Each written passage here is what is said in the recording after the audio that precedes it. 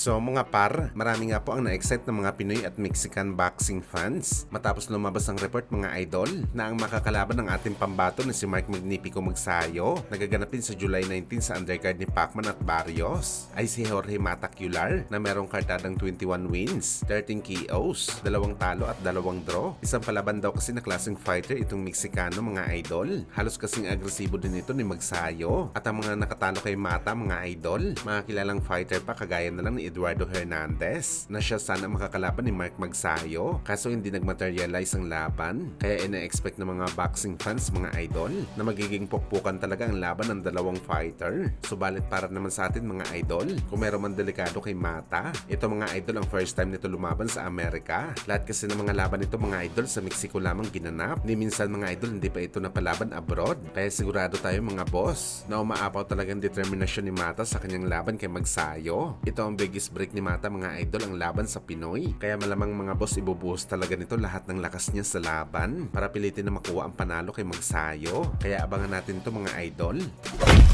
Samantala matunog naman po na balita sa Philippine boxing community ang naging prediction ng dating Japanese OPBF Super Bantamweight Champion na si Shingo Wake kung saan tiwala ito mga idol na posible daw piliin ni Naoya Inoue si General Casimero na kanya makakalaban sa schedule nito na bakbakan sa buwan ng December. Inaasahan kasi mga idol na malabo kunin ni Inoue na labanan si Nick Ball sa December kaya maghahanap daw ito ng malakas na fighter para sa laban nito sa December at walang iba na daw pipiliin si Inoue mga idol kundi si Casimero lamang. Well, masaya tayo mga idol na meron pa pala hapon na umaasa na posible mangyari ang laban ni Casimero at Inoue. Pero sa personal na opinion natin mga idol, base sa mga fight plan ng Team Inoue, nalalaban ito sa buwan ng September kay Murodjon Akhmadaleb tapos kukuha ito ng laban sa December. Saka ito didiretso sa laban kay Nakatani sa April o di kaya sa Mayo. Malaking tsansa mga idol na maghanap ang Team Inoue ng laban na kasama na sa paghahanda sa laban nito kay Nakatani. Yung kalaban na matangkad, magaling sa distansya at higit sa lahat malakas at hindi pasok si Casimero mga idol sa tangkad na taba na hanapin ni Inoue. Pero hindi natin sinasabi mga idol